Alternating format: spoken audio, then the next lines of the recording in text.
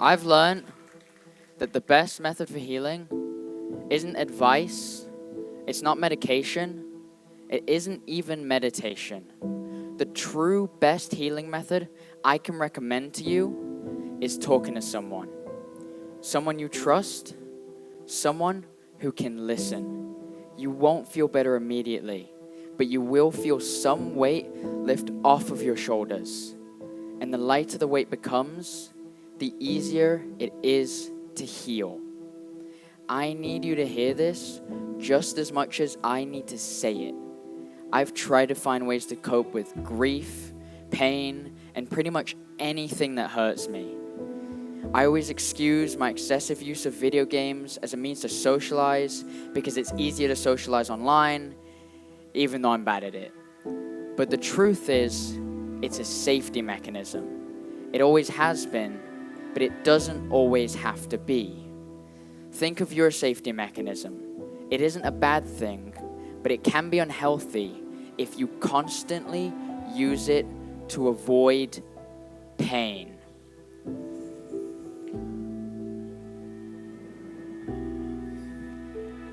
I know that we all struggle with grief in different ways. I was 16 when I felt grief for the first time, and I know other people have been hit by grief a lot older and a lot younger than I am.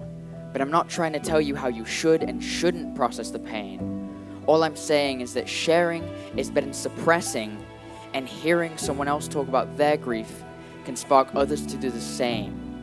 I also want you to understand that I'm not some genius that solved grief, but we all learn through experience, and I hope to help someone who is struggling to understand that it's okay to grieve and it's okay to cope sometimes too. Life is finite, and sometimes I still wish I knew that when I was younger, but I'm also glad that I didn't spend every single day fearing it might be the last time I saw my granddad. Grief is a strange emotion. I still feel the loss, even with so many signs he's still there. But even if that's true, I can't talk to him, at least not in a conversation sort of way. I can still say things and reimagine memories in what I'd expect his responses to be, but it's not the same. It never will be. And I know that. I fully understand that. But it still hurts. And it's always gonna hurt. Most well said by Andrew Garfield, grief is all the unexpressed love that we didn't get to share.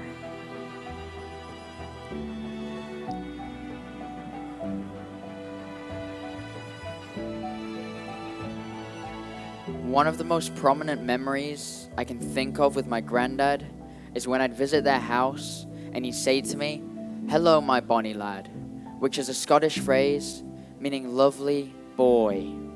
Another prominent and much larger collection of memories is when we used to watch Doctor Who together. I've probably seen every single episode from the 9th to 12th Doctor, back to back to back. In all my life, my granddad was the closest person that I ever had to a real dad.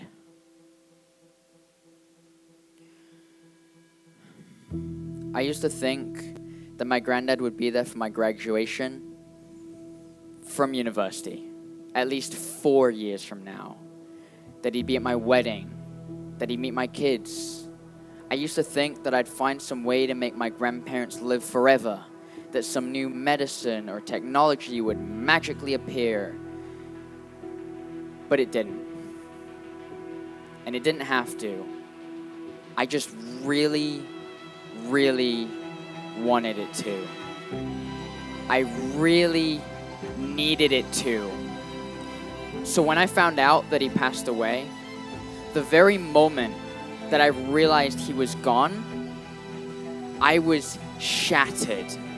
I felt the worst pain of my entire life.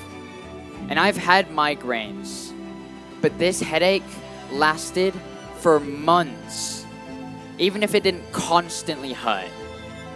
I still have moments when I wish I could just go back and repeat those 16 years all over again. Do better at school. Do better at home. Hug him more before I saw him for the last time. There's no way out of grief, because grief is all the unexpressed love that we didn't get to share.